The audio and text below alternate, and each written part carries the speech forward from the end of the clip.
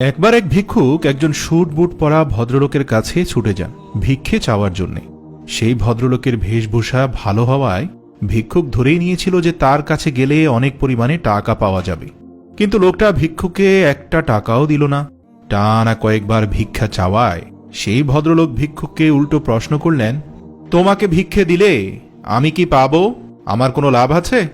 এই শুনে ভিক্ষুক একটু অবাকই হলো আর বলল, স্যার, আমি নিজেই তো ভিক্ষা করি, আমি কিভাবে আপনাকে কিছু দেব বলুন? ভিক্ষুকের এমন কথায় ভদ্রলোক বেশ কড়া গলায় বললেন, তাহলে আর ভিক্ষা চেয়ে চেয়ে আমার কানের কাছে ঘ্যান ঘ্যান করো না। যেখান থেকে আমি কিছু পাবো না সেখানে আমি কেন কিছু দেব? এই বলে সে ভদ্রলোক সেখান থেকে চলে যান। কিন্তু তার কথাটা ভিক্ষুকের মনে গেঁথে যায়। সে ভেবে দেখে, যদি কেউ ভিক্ষে দিলে বিনিময়ে সে তাকে একটা ফুল দেয়, তবে আরও অনেক বেশি মানুষ ভিক্ষে দিতে উদ্বুদ্ধ হবে। কারণ আমরা সবাই কিছু দিলে কিছু পেতে চাই। এই বুদ্ধি থেকেই সে পরের দিন অনেকগুলো ফুল সংগ্রহ করে ভিক্ষে করতে আসে। সেদিন কেউ তাকে ভিক্ষে দিলে ভিক্ষের বিনিময়ে সে একটা করে ফুল উপহার দিচ্ছিল। ভিক্ষুকের কাছ থেকে এমন আকস্মিক উপহার প্রাপ্তিতে সবাই বেশ খুশিও হয়েছিল। একজন ভিক্ষা দিয়ে ফুল পাওয়ায় তার দেখা দেখি আরেকজনও ভিক্ষে দিত। এভাবে করেই সেদিন দেখা গেল তার এত উপার্জন হলো যা বিগত 10 দিনের চেয়েও অনেক বেশি ছিল।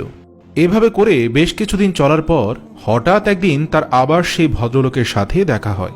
তাকে দেখেই সে ছুটে গিয়ে হাসতে হাসতে বলে, স্যার, আজ কিন্তু আপনি আমাকে ভিক্ষে দিবেন, কারণ আজ আপনি ভিক্ষে দিলে আমিও আপনাকে বিনিময়ে একটা উপহার দেব। এমন কথা শুনে লোকটা তাকে ভিক্ষে দেয় এবং বিনিময়ে ভিক্ষুক তাকে একটা ফুল উপহার দেয়।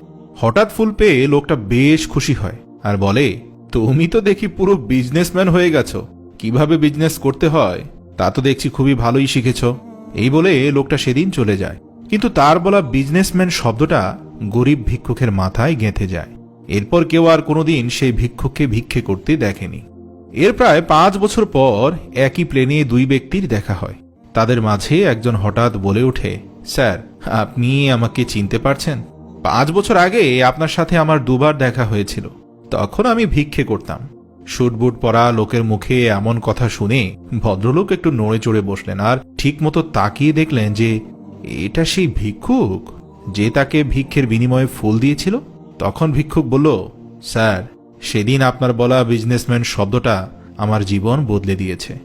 আপনার মুখে এই কথা শুনেই আমার মাথায় আসলো, আচ্ছা, ভিক্ষের বিনিময়ে ফুল দিচ্ছি কেন? এই ফুলের ব্যবসাটা শুরু করলে কেমন হয়? ব্যবসার কথা চিন্তা করেই পরের দিন থেকে আমি কাজে লেগে পড়ি। প্রথম দিকে অনেক ক্ষুদ্র পরিসরে ব্যবসা করলেও আজ আমার দেশের 25টি জেলায় অন্তত 300 ফুলের নার্সারি রয়েছে। সবকিছুর শুরুটা আপনার জন্যই হয়েছিল স্যার, আমি আপনার কাছে চিরকৃতজ্ঞ। এই শুনে সে ভদ্রলোক মৃদু হেসে বললেন, এখন নিশ্চয় বুঝতে পারছো চেষ্টা আর পরিশ্রম মানুষকে কোথা থেকে কোথায় নিয়ে যায়।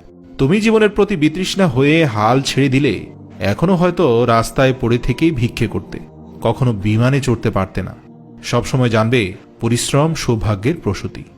আল্লাহর প্রতি বিশ্বাস রেখে সততার সাথে পরিশ্রম করে গেলে সাফল্য তোমার দুয়ারে আজ না হয় কাল ঠিকই ধরা দেবে। মনে রাখবে, মহান আল্লাহই বলেছেন, লা তাকনাতু মির রাহমাতিল্লাহ, কখনো আল্লাহর রহমত থেকে নিরাশ হয়েও না। মনে রাখবেন, আমরা শুধু গল্প শোনাচ্ছি না, আলোর পথ দেখাচ্ছি। আলোর পথের একটি ভিডিও শেয়ার করার মানে হচ্ছে আপনিও আলোর পথ দেখাচ্ছেন।